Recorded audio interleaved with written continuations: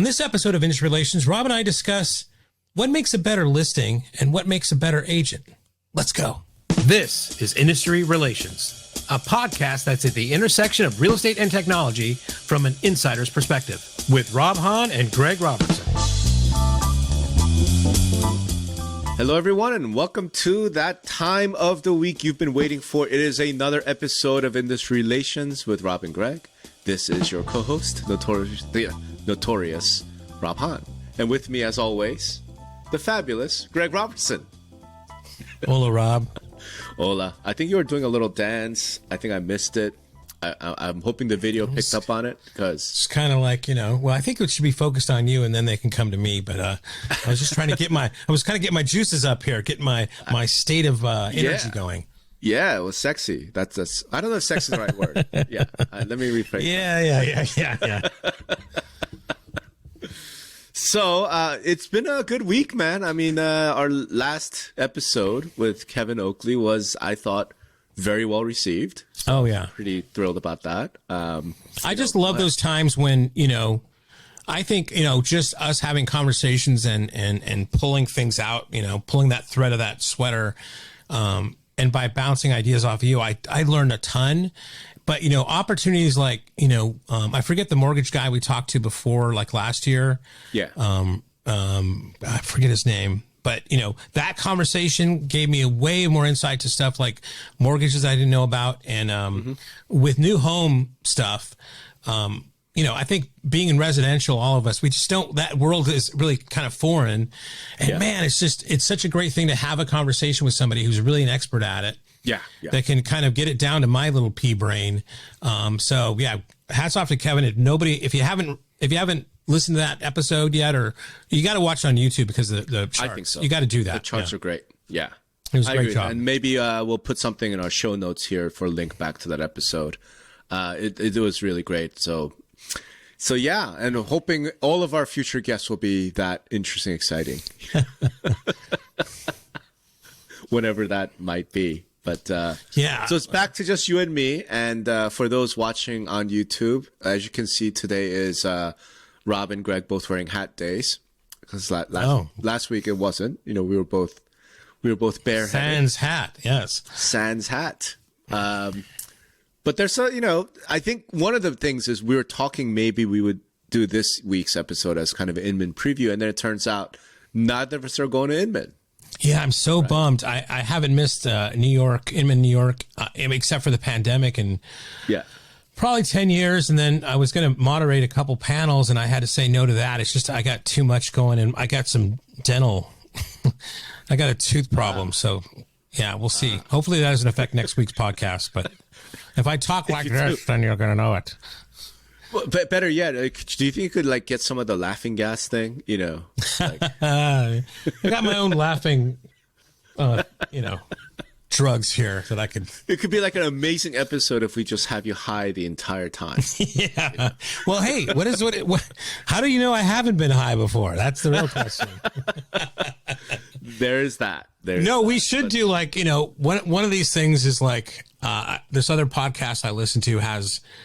Their end of the year one is they have some adult beverages and they're supposed to drink in a certain amount during the episode, and it gets kind of crazy at the end. So maybe something like that. There's the podcast that I really like called Time Suck with this comedian named Dan Cummins, and I'm pretty sure one of his episodes he took something like it was like DMT or something. And the whole episode, it's on YouTube as well. You just see him getting completely stoned, completely hammered, high, trying to do the show. It was quite amusing. That's hilarious. We won't be doing that because say no to drugs, kids. Say no to drugs. Yeah, but exactly. Bourbon, I could see trying to do some bourbon, for some evening recording, maybe one of these days. So, having said that, there is some news out there. And I thought we might start off with one of your favorite topics, which is that the number of realtors have hit an all-time high. And I know you've always looked at that number as like a health of organized real estate. So what's your reaction, Mr. Robertson, as to the number of realtors hitting an all-time high? I think I think the the NAR membership is going out with a bang. Right. This is the fourth straight year of increased numbers. And again, we talked about this, probably at length on this podcast, but it's now at 1.6, right? So it's about, if I'm looking at the article correctly, that's up 1.37% from last year. I think, this more dues paying members makes NAR a more formidable organization. It's good for, the business of, if you're a vendor, it's a good business. That's all this, if you're a member of an MLS or an association, it's good for them because, they're all driven by, agent membership fees or agent subscription fees, things like that. But, as we go into what everybody seems to think is going to be a very tough year in organized real estate, we might see that number dip. I don't know how much. But then again, and I've said this before, it's like, this is so wacky what's going on right now. And even now knowing, talking to Kevin, adding this new home, sales component to it. But typically in a recession, you would find the number of realtors climbing. But I think that the media is really pushing this narrative that real estate is like, a bubble or it's hurting.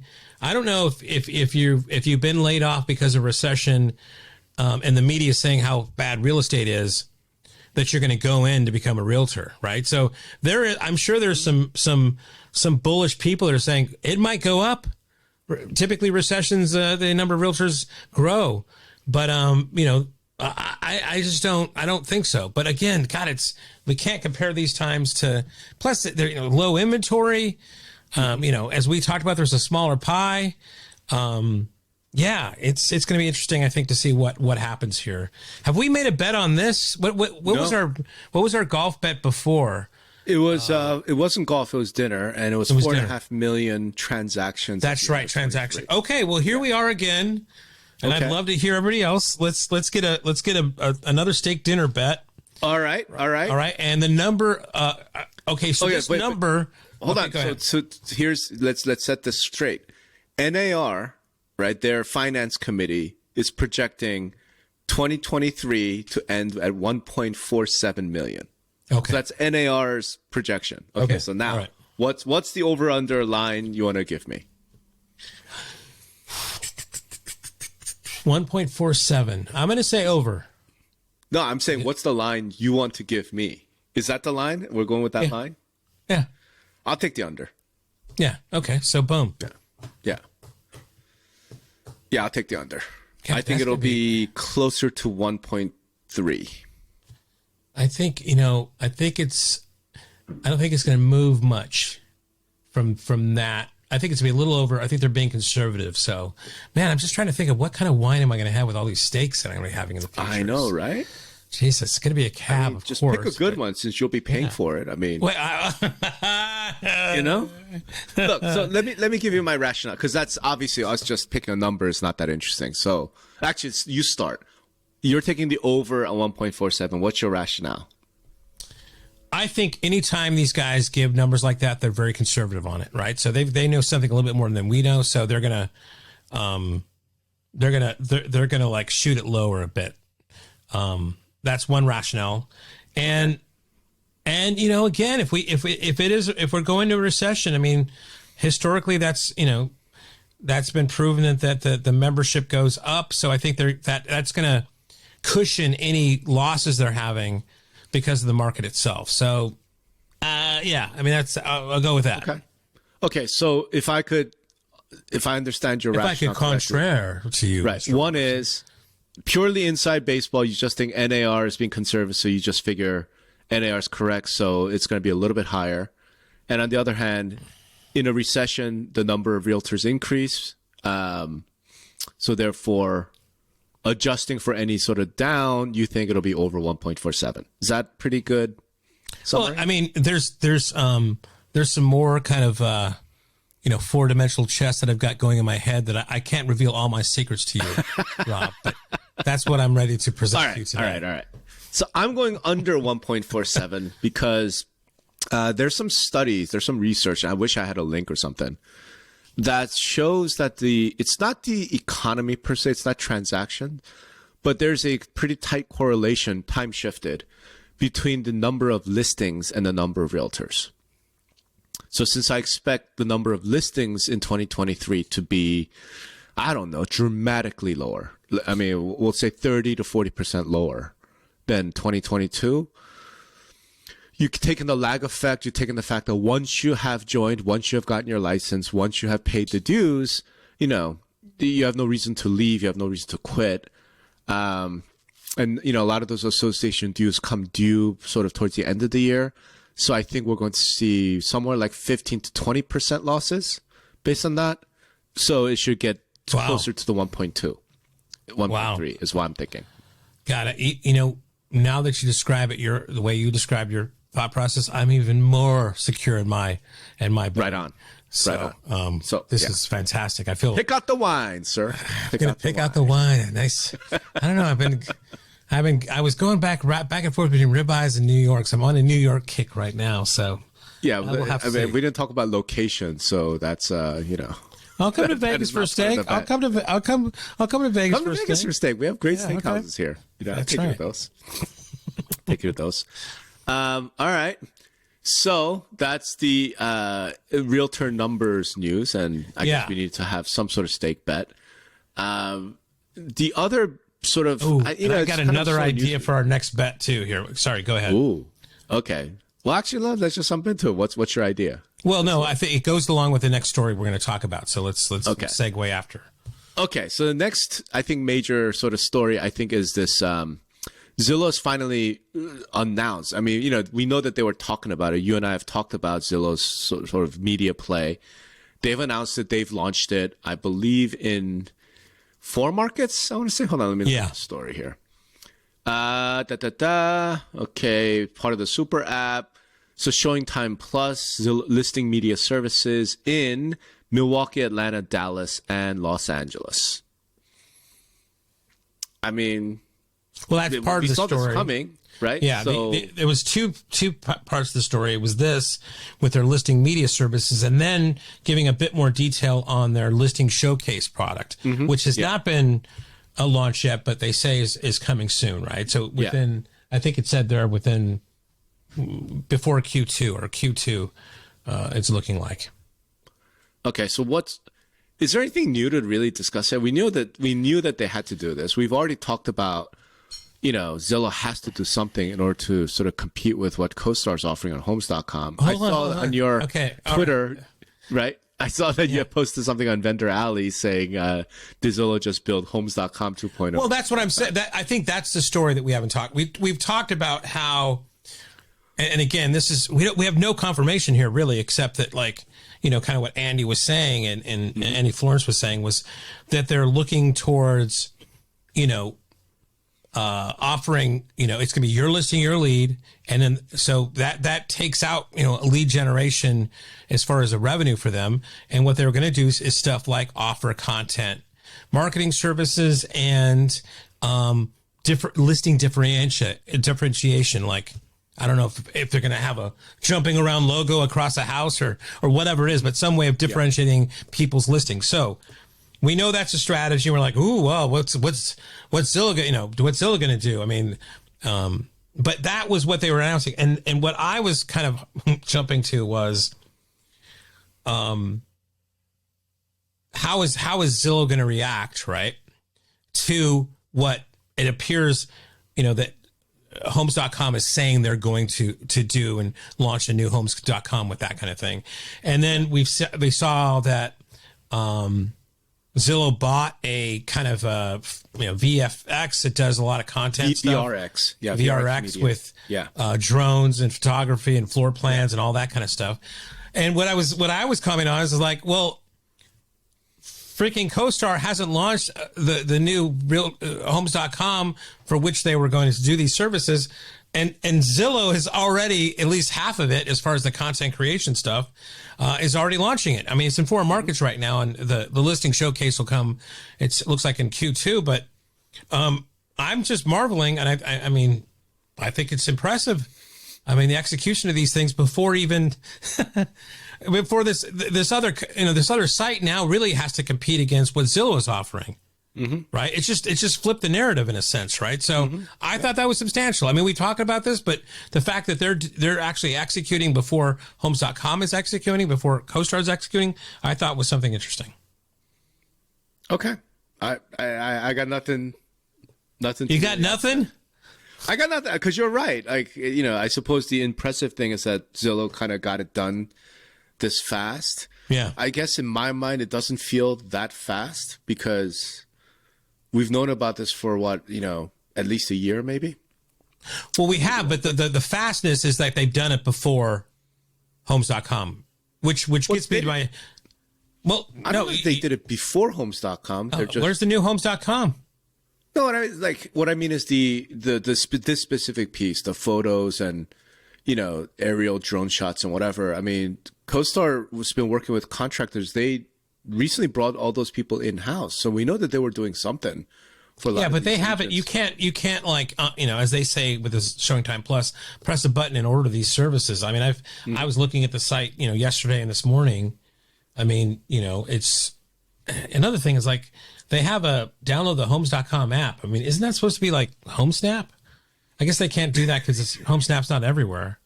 I'm maybe I'm misreading things, but I'm super excited about seeing what I thought was going to be a new portal, right, for Homes.com, and and the agent side of things of then being able to do things. So maybe I'm wrong on that, but that's kind of what I never got that vibe. I didn't get that vibe from listening to like the last earnings call from CoStar. Like, I really think Andy Florence is playing the long game, so he's investing in stuff like content and copyrightable stuff.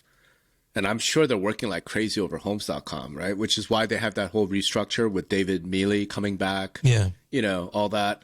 I assume sometime this year there'll be a relaunch of Homes.com. If there isn't, it's because whatever, they don't have the engineers, they can't find, it's taking longer. I wouldn't put it past CoStar, because we talked about this in a previous episode. Okay, they raised $750 million. They're talking about making a substantial kind of game-changing type of acquisition. Look, if they're really lagging behind sort of relaunching Homes.com, I could easily see them going out and trying to bid for Redfin, and just say, screw it, we'll just buy Redfin.com. Hell with the brokerage. We don't care about that, right? We just want the website. I could see them trying to do something like that. Maybe they go buy Realtor.com, whatever, right? But the key key ingredient, that overall strategy, was the copyrightable content. Right, which is photos and sort of original created content, videos, aerial, drone shots, etc. Yeah, and there's no question they had the lead on Zillow. Zillow, to their credit, said, "Oh yeah, we're not just going to let this happen. Let's go make an acquisition." We acquired VRX Media. They integrated that stuff fast enough into Zillow, so now they can offer it in these 4 markets. I think that's. I agree with you. Like, it's well executed. Good job, Zillow. Does it change the overall strategic landscape that much? I don't think so. Maybe I'm wrong. Maybe to your point, because they're first now, when Homes.com comes around, they're not going to have as wide open kind of a field to go talk to agents and brokers, be like, hey, if you list with Homes.com, you have this listing package that you don't get on Zillow. Maybe, we'll see. I mean, I think that remains to be seen. And I think there's still an opportunity out there, to do what we predicted, or about VHT. VHT owns Matterport. Yeah. Their stock is low. Maybe Andy makes a purchase there. Sure. Maybe. And again, it's funny. We I think we got the prediction right. We chose the wrong company who was going to buy a media company like that. So we'll see what happens. Yeah. I don't know. I don't know the relative size. I don't know how big VRX Media is, right? We don't know how many employees CoStar brought on in-house to do media services for real estate agents. We just know that they did. Right? Yeah. So if it ends up like CoStar went and hired 15,000 photographers and VRX Media is only like 500 employees, then it's like, well, just because you didn't buy a company, if you hired 15,000 people, that's a much bigger deal than, you bought a small company, right? So we don't know some of those details. But I'm going to agree with you. And we said this from the start. It's not like Zillow's just going to lay down and go away, right? Yeah. It's not like Zillow's just going to go, oh my God, co-stars enter our space. Time for us to fold up shop. Like, they're not doing that, right? They're going to compete, and they're really smart people. They're fierce competitors. I'm sure they're going to do stuff, and, it'll be interesting to see. So now it's like, okay, co-star, what's your next move, right? Yeah. What's your next move? I mean, I'm more interested in maybe we could kind of go back to like a base level of just this kind of listing showcase, some of the copy on the site reads, until now online, this is a quote from the Showing Time Plus site. Until now, online listings all conform to the same structure. Listing showcase is a new style of listing to play that truly differentiates top tier agents in their market. Right. So, I have a bunch of questions here. First of all, because this is going back to the future, right? This is how kind of Realtor.com and others had made money in the past, where these listing differentiator packages, right? It was as simple maybe as a greater weight of a border around a listing, or they would bubble up to the top, which I think, I know I hate that experience. When I'm doing a search, I want it to be in the format so I'm seeing everything instead of anything else. But in this, if it's going to look like different, will it comply to IDX rules? Because back in the day, they weren't a broker. With IDX, there's certain rules about what's got to be displayed and everything else and how they handle that. So there's still a lot of questions out there in my mind. What does it mean to, truly differentiate your listings on a site, or you as an agent? Yeah. And they haven't announced it totally yet, but and how Homes.com is going to do it versus how Zillow is going to do it, or if Homes.com is going to do it at all. I'm sure they're going to do something, right? Yeah. But so I guess the question is this: I'm in agreement with you. If the idea is that we're back to the early days of the internet, like the very first online portals. It's like, remember the whole what's that? What was that website before Facebook? What was that big? MySpace? MySpace. Or GeoCities. Remember those? GeoCities. Yeah, of course, GeoCities. Yeah. Remember all the sparkling, fonts and all the garish colors, and also because that was what the HTML allowed at the time. So is that what we're talking about? Here's a listing, but it's got rainbow colored. Is that differentiation? I mean, I guess. Right. And I guess where I trailed off there, but where I was going is, okay, so what do we know about this year? Still a supply problem, right? Sure. Right. We're still, even though with interest rates and everything last year, prices are still up. There's some adjustments being made, but they're still historically high. Affordability is is nowhere, right? Nobody can afford to buy a home right now. Okay, so I'm an agent. I'm in this environment. Do I need to buy a package that, and I don't, again, we don't know exactly what is that really going to truly make a difference? Step back one step, because I'm with you, but here's what I mean. Okay, let's say I buy a package, right? How does that differentiate my listing? It's an online listing, right? Unless we're talking about data that doesn't exist, right? Unless we're talking about the base package only has bed, bath, and price. If you want to know what type of appliances it has, then you need the premium package. Unless we're talking about something like that, I'm like, what exactly is the differentiation? What could it possibly be, right? That's almost what I'm asking. Because I got to tell you, when I read this, I'm like, okay, online listings have all been a certain way. It's because that's sort of the convention the industry fell into, and it's what works, right? So, okay, now with, whether it's Zillow doing it with listing media service or CoStar doing it with whatever they come up with, I guess part of me is sort of what could it possibly be? You know what I'm saying? What could it possibly be? 3D walkthroughs. Okay, I guess, right? Floor plans. Okay, I guess. But if I do a listing package and I go hire a floor plan company, or I have my own Cubic Casa account or whatever, and I do a floor, like, is Zillow gonna be like, no, you didn't pay for the package, you can't upload that? Like, I don't even understand what the differentiation could possibly be. Yeah, and like, you know what I'm saying? Yeah, and the other thing is, listen, I'm looking for a 4-bedroom house that's over 2,500 square feet, that has at least 3 bathrooms and 92646. What I mean, that's you can put bells and whistles on any fucking thing on there, but the fact that you're not going to convince me to shave off another bedroom because it looks prettier online, as far as the marketing you've done to the listings. I mean, it's housing is such a personal choice. I don't know,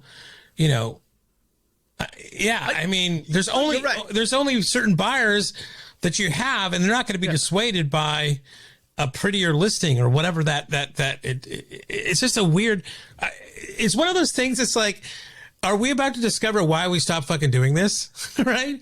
Like homes.com comes in, like they have to come up with a monetization strategy. His is like content and differentiation on the site. Sure. And okay, Back to the Future in a sense, right? But in a sense, he had to say that, right? But you're right. We left that a long time ago. Is it one of the reasons like we've just forgotten how that doesn't make sense on any level? But we had to do this because he had to come up with a fucking monetization strategy, because he was putting a line in the sand. It wasn't going to be selling leads, right? Yeah. I mean, damn. So let's see if we could actually kind of think about this by looking at a different asset category, right?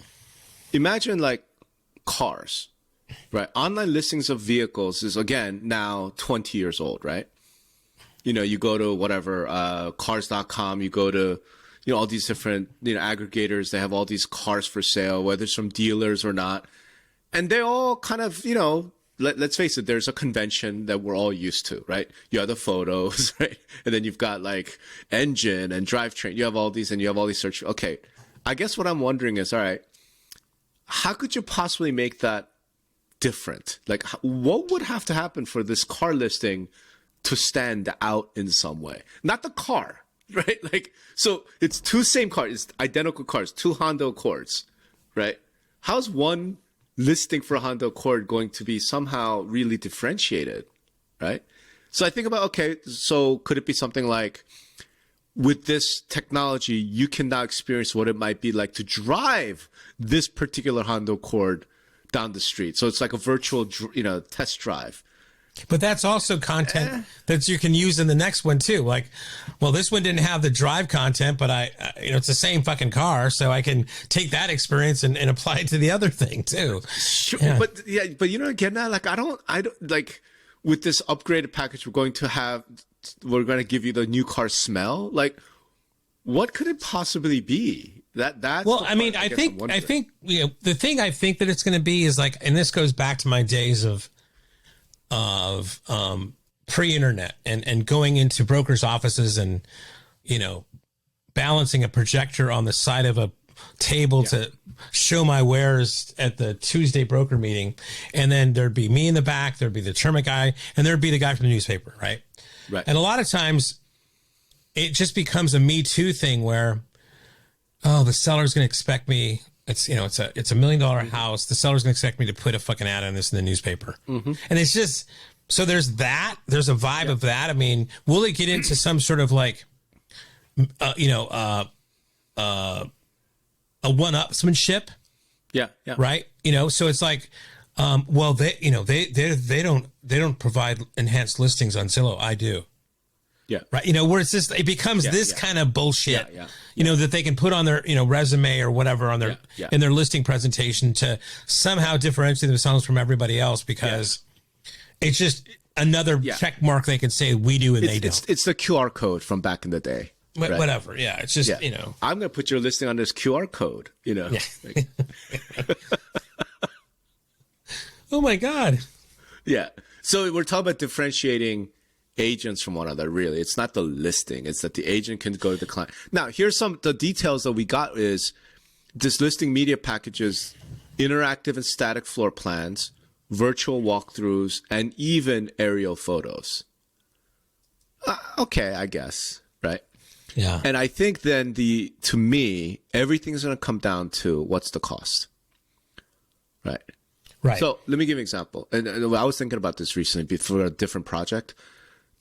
So let me actually answer this by asking you, in your opinion, what is the most attractive real estate website you've ever been to?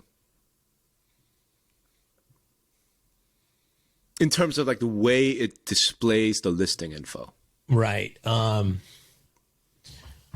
I love the way that this will sound self-serving, but the way that our cloud products do listing result pages, and especially our listing detail pages, I think is the best out there. Okay. But as far as public-facing sites, I mean, to me, it's two things. You know, that's what they always say. Design is not about just aesthetically how it looks, but how it operates. Mm-hmm. I mean, to me, it's Redfin still. I mean, it's still Redfin. Okay. Yeah.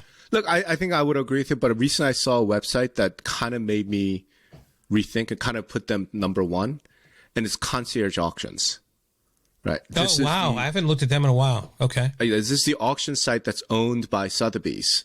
Right? Mm-hmm. Yeah, I know. And again, it's not about the auction piece. It's the way they present that listing on that website is pretty nice. And I get it, right?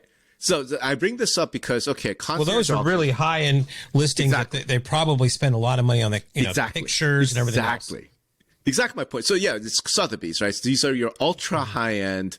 There was something in there for some, like 200-acre ranch in Texas or something, So you have the drone shots, but not just like a drone shot where it's just static flying over the house, like swooping. Like it was really well done. You know what I mean? It was almost like movie quality type stuff.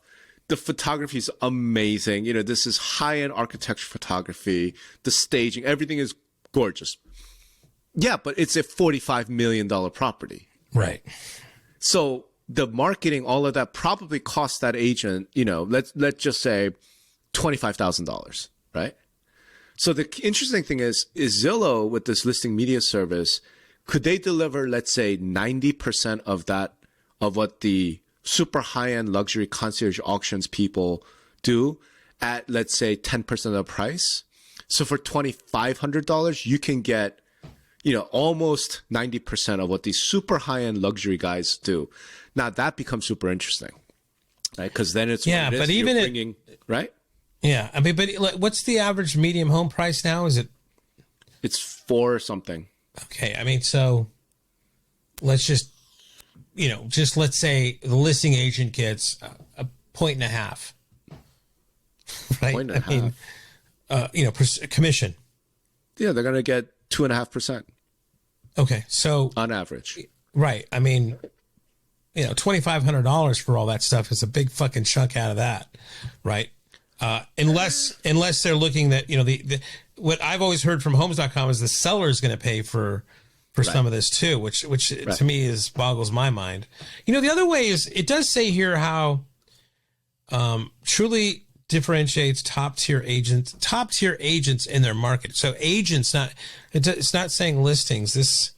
But on an agent differentiation, what? Mm-hmm. Well, first of all, let me put a book into the other part.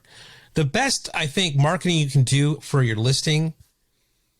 What would you say the best marketing thing you could, if you have all the things on there? What would be the best marketing for a listing? Really high end photography. I think it's price. I think you price it right. I mean, it doesn't. You have to do anything. That's what I mean. You're looking at me like that, but yes, I know. Price is part. I know it's part of the marketing. It's the 4 Ps. I get it. A price, a listing that's priced properly in the market. That's the best thing you can do. Not these other, unrealistic things that seller asks for or whatever else. Just no matter how much lipstick you put on that pig, if it's priced wrong, it's a pig, right? So the best, best thing any agent can do is just price it right. That's what I'm saying. Sure. Okay. Sure. Next. No, of course. Yeah. So how do you differentiate agents, right? So reviews, right? But we all know reviews are bullshit. I mean, nobody's got a bad review as far as an agent. I mean, they wouldn't publish it. The other thing is transactions, right? And I think maybe we talked about this before, didn't Redfin at one point try to put out, what everybody's transaction, the agents were. It was a spectacular failure because you didn't account for teams and things like that, right? No, it wasn't even that. No, it was simply the MLSs like threatened to, sue them and, take them. No, I don't think that was the case. Took them to the woodshed. Dude, that was absolutely the case. It wasn't because of. Don't make me Google this shit, dude. Don't make me go ahead and Google it. No, that's what happened. The MLSs came down on Redfin like a hammer. No, I don't know if it was that. Okay, just Redfin. Yeah, agent ratings. Ratings. HR went through this and they almost got like clobbered. Remember Drew at Homelight? Homelight got hammered because they were doing agent ratings. Yeah, well, yeah, but I mean, I can't do this and do that at the same time. I'll find it and we'll put it. Find it afterwards. But look, if you're listening to this thing and you remember, you could go search for yourself. Redfin released this thing where they were rating agents. They were talking about agent performance. I don't think it was. I think they were trying to publish actual transaction numbers, and maybe and agents like where freaked the transactions out. Were. And agents freaked out because, like, well, I'm part of a team, and it didn't. You're saying I have zero fucking transactions. It had very little to teams. Nah, man, it had very little to teams. It was the MLSs immediately contacted Redfin, and you keep doing this, we are going to cut you off. We're going to penalize you. We're going to sue you. Yeah. And now they could have claimed because this is misrepresentation, blah, blah, blah. But fact is, when Drew at Homelight tried to do this, same thing. When Bob Hale at HAR tried to do this, the HAR membership threw a fit and they had to be like, no, we got to back off of this. Like, right. Okay. So, I mean, that would be a way of differentiating the site is like, cause that, I mean, let's go it this way. You're saying the MLSs would sue and everything else, but would you like to know how many fucking, if you're going to, sign up with this agent, how many transactions they've done? Of course. Yeah, of course. Anybody would know. You'd want to really know that, but to get at that data, many have tried, but many have failed. Right. So maybe they're going to come up with a way of making it succeed. They have the data. They're just not allowed to display it. Yeah. Put it this way, right? Let's say you have a house to sell. The listing agent comes in, says hello, whatever, listing package. One of the very first things that listing agent is going to tell you is, hey, I've done 5,000 transactions in this market, right? They are proud to broadcast it. Okay. The problem is when the agent's coming in, they're like, I've done no transaction in this market. They're not going to broadcast it, right? And if it's like, yeah, so I looked you up on Zillow or Redfin, and it says here you've done no transactions in this market. Why should I give you the listing instead of the guy that was in here before you who did 5,000? That's when that agent goes back, complains to the broker. Broker calls the MLS, calls the association, and then they call Redfin. Is like, you got to stop this. I mean, that's what happened. That's what would happen today. Like, let's not kid ourselves about this, right? Yeah, I guess if you're an agent and you've got a listing and it's going on Homes.com, and let's say Homes.com, part of the value proposition, it lists all the agents' transaction stuff. And I had 0 listings and you publicize that next to my listing, I would be fucking pissed. I'd be really pissed. Yeah. Of course. So that's kind of what happened there. In terms of differentiating between agents, stats, data, and this was Homelight. This was Homelight's overall business model. They're like, we want to provide transparency to agent performance so you can find the best agent in your market, blah, blah, blah, blah. And then, oh my God, the backlash from the industry, right? Yeah. All right. Look, I mean, I'm trying to figure this out. I'm not trying to read the tea leaves, and I don't, I can't. Here's the thing. So let me steelman the case for those who hate on agent stats, right? So the steelman case there is you have lies, damn lies, and statistics, right? And you can't really showcase, there's a lot of misleading information around sort of performance stats, right? And I think I was one of the guys that first pissed off, what's his name? Ben Caballero back in the day. Yeah. He was like the number one agent in the world. And he's like whatever, 8,000 transactions. I'm like, it is physically not possible, right? For a single agent to do that many transactions. It just can't happen. So what we all know is this is his team, right? He had these giant portfolio type deals, Yeah. And they just counting every one of those. Like, is that statistic real? Of course not, right? But what else we got? And you just come across it all the time. So, okay, this agent claims to have done 600 transactions, and they're leaving out the 10 people they have on their team, and that agent personally only did 60 out of the 600 transactions, right? We don't have that kind of stat anywhere, right? Yeah. And anyone who tried to find out that kind of stat or keep track of that kind of stat would probably get in trouble, right? Yeah. So that's one thing. The other thing is, what do you mean by best agent, right? So you could have a situation, and this is a Steelman case, right? No, hold on, before you go on. Producer, what? Go ahead. This will sound really stupid, but maybe some of the listeners have to say. I've heard this. I know what a straw man is. Yeah. Okay. And I've heard other podcasts reference the steel man. Can you give me a definition? Because I don't know what you mean by steel man, and maybe somebody else. No, it's no, you're exactly right. Steel man basically is the opposite of straw man. So straw man is like you are attacking like the weakest version of an argument. Yeah. So to steel man an argument is to like present the strongest possible case. Okay, now I get it. Right, for that point of view. Right. Yeah. Okay. So the steel man's the strongest possible case is you could have a top producer who's really, really great at doing your run of the mill 3-bed, 2-bath, right?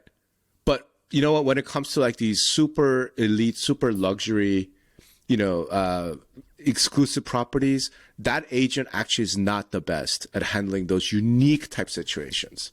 And for those unique situations, you need to go find somebody who's done 12 transactions last year, but all 12 are in the 50 million plus range. Right. You know what I mean? Like, right. Yeah. What's the best? Yeah. Right. So you can't really just go by numbers. You can't just go by stats. Same thing. You could have somebody who only did 40 transactions, but all 40 transactions were in this 2-block radius, right?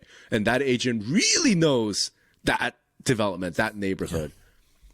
Yeah. That's the steelman sort of argument against just performance stats. Right. And I think there's some validity to that. Yeah. And but immediately when I asked you, like, would you like to see stats? I think all of us as consumers would love that, but I don't think they're going to have the nuance to understand exactly what you just said about what does that mean, right? Because they just could, they could go with the person that had 70 transactions, but none of them are relative to the kind of home that they're selling either, right? So, so it's such an interesting thing, like, just to start off with, is like differentiation, whether it's listings or agents. Mm-hmm. What are we talking about? Maybe that's why, maybe that's why we've been there and done that before, but we have to relearn these lessons over and over again, right? Mm-hmm. I mean, we'll have to see for sure. You know, it'd be fun. So, and I bring this up because I've been watching a lot of these cooking shows on Netflix. Mm-hmm. Like Iron Chef and Great British Bake Off and all this stuff. Yeah, I think it'd be fun. Someone should do a reality TV show that's not like Selling Sunset and all this glamour bullshit. I mean, like the best agent reality, like competition, like you have to write up this offer in the next 30 minutes. And then, and then some panel of judges would judge your offer like a skills test. Well, I mean, there is a program on television on Netflix that Glenn Kelman was part of, but it was like the sellers themselves were pitching agents to buy or to take the listings. And I thought that was kind of odd. I would love to see, like, okay. And you see this on Love It or List It as the closest to this, is where, they have a house. One agent's trying to find the house for somebody else. The other one's trying to turn theirs into something. But I think where you're going at is interesting, where, here's a house and here's 4 agents to give you their perspective of how they would market it. And then they would compete for a seller. And then at the end, the seller picks one of the agents in their marketing plan, right? Maybe. No, I was actually thinking even simpler. I was thinking like skills, like literally, okay, all of you need to draft an offer, right? You have 30 minutes to draft this offer, right? And then you give them like kind of the demographics. Here's your client. And then a panel of judges would judge your offer, right? And then determine which one's I guess the best. I'm too close to this with the form stuff, and like a lot of times, what an offer is, you fill up, put a number on a form, and you sign it and send it to them. So that's okay. The offer, right? So maybe it's like the showing, like the showing. It's like it's the same house, and all 4 of you have to show this Yes. house to the judges, right? Yeah. And the judges rate your showing skill. Yeah. Negotiation, so you have to negotiate against, I don't know, some well-known Tom Ferry. You have to negotiate against Tom Ferry, right? Yeah. And then he will grade you on your negotiation skills, whatever it is, right? Like, Yeah. it'd be fun to do a reality TV show talking about like realtor skill, realtor talent, Yeah. like something like that. Come on, feel guys, like get that. on it. If you're Well, it's listening, going back to you with the Adler days with the, interviewing buyers and stuff and, Yeah. and sellers. I mean, that kind of content back again of like, dude, what I they're expecting think now. Here Direct, it's time for Here Direct to come back. Yeah. Someone should do it. It would be interesting, this being so far out, maybe 10 years now, of like what consumer behavior is with a full on millennial spin to everything now, right? So what would that look like? Interesting. Yeah. I like that. Okay, do that. Why don't you do that, Rob? Let's get on it, man. If Lone Wolf wants to write me a check for $35,000, I'm happy to put one on, because that's what it costs to put one of those events on, I know. I think 1000 Watt is doing some webinars or some surveys with that type of thing in mind, but it's not not live events or something, right? So I'm telling you, man, like having done it, surveys are cool, studies are cool, but there's really no substitute to like when a consumer is not in real estate, they don't give a fuck, and like they're literally just telling you straight, like, this was my experience, this is what I went through. Whether it's good or bad. It's scared straight for real estate for sure. A little bit, but it's not all negative. Like there was some where it was really good, where the consumer was like, my agent like really came through for me, and they did this, they did that, and that was great too. Just again, hearing it like right from them, there's a different feel, there's a different vibe than just reading it on a survey result or an NPS score or something. Yeah. So for sure. yeah, someone should do it. It won't be me. I don't think, I doubt it's you. But if you are listening to this and you have some money and you have some event skills, I think this would be worth exploring. Let me know. I'll tell you all about it. I'll tell you how to do it. I'll tell you what it took, what we went through. I think you should do it. Yeah. Okay. So what did we learn in the episode? So to me, I don't know. The party's over. We think a nice steak dinner at the end of this year. Dude, you're so losing this bet. You're so fucking losing this bet. Okay, so agent count was up for the fourth time in a row. We think it's going down. You think it's going to go down lower than NAR says. I think it's going to be a little bit higher than NAR's estimate. Okay, we know that. Yep. We talked about like differentiation, whether it's a listing or an agent. What does that fucking mean anyway, right? Yeah. I mean, in any meaningful way. And what happens next, right? What happens next with how stats or how people, the nuances of like that differentiation, right? I mean, but what is the next iteration of like differentiation? If it's not stats, if it's not putting, weird logos or on fire or pretty sparklets on a listing, what does differentiation mean in 2023 to either an agent or listing?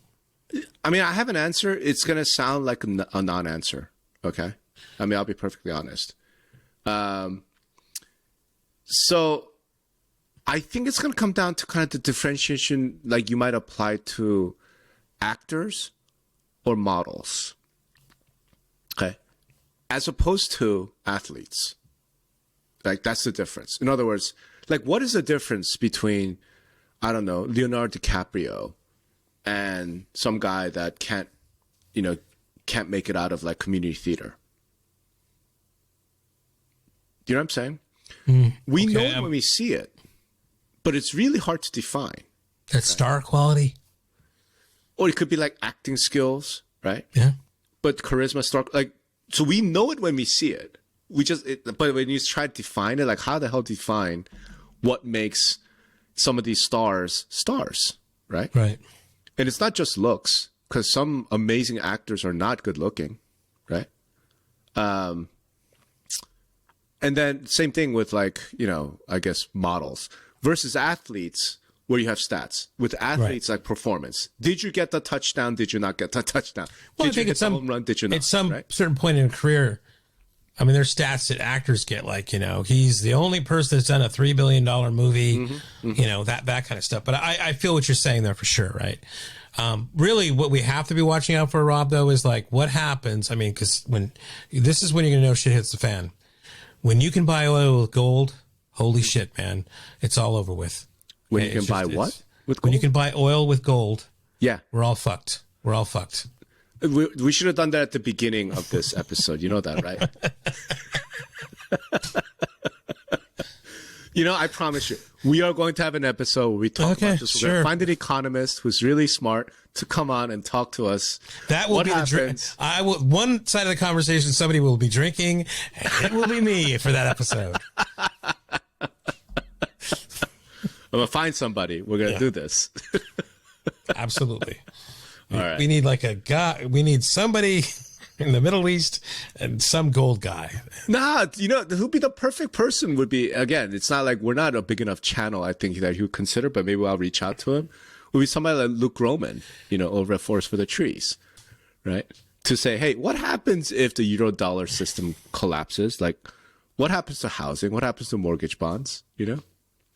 And he'll terrify the living hell out of us. Yeah, good. We need a if we really want to do it, we could get Nouriel Rombini, the Dr. Doom. There we go. Dr. Doom to do it. Yeah. So, all right, brother. I can't believe we actually spent an hour talking about this is the theme of our show, man. How the fuck can we keep talking about the same shit over and over again, but finding a new way to kind of look at it? I don't know. It's a mystery to me too, Rob. It's a mystery to me also, bro. There's that, and we're like the Seinfeld of real estate podcasts, a show about nothing. Yeah. So this will probably be released next Wednesday or something. Yep. So, next Wednesday. So people will already be at Inman. Yep. So you're either going to be listening to this on the plane ride home, or if you're getting there later if you're really bored at the session, maybe listening in your room. Yep. But I hope everybody has a great time there. I wish I was there. Couldn't make it. And we are still looking for another sponsor, right? So reach out to me, Rob or Sonny, and let's get you on here, man. We got a good audience. We got some good momentum. Would have been great to sponsor last month's episode because really good, or last week's episode.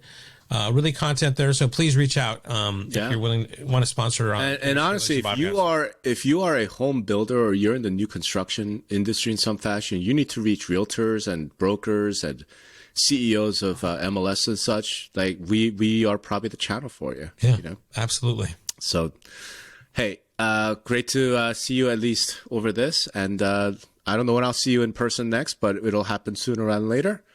And I will see you on the next episode. Thanks, everybody. Bye.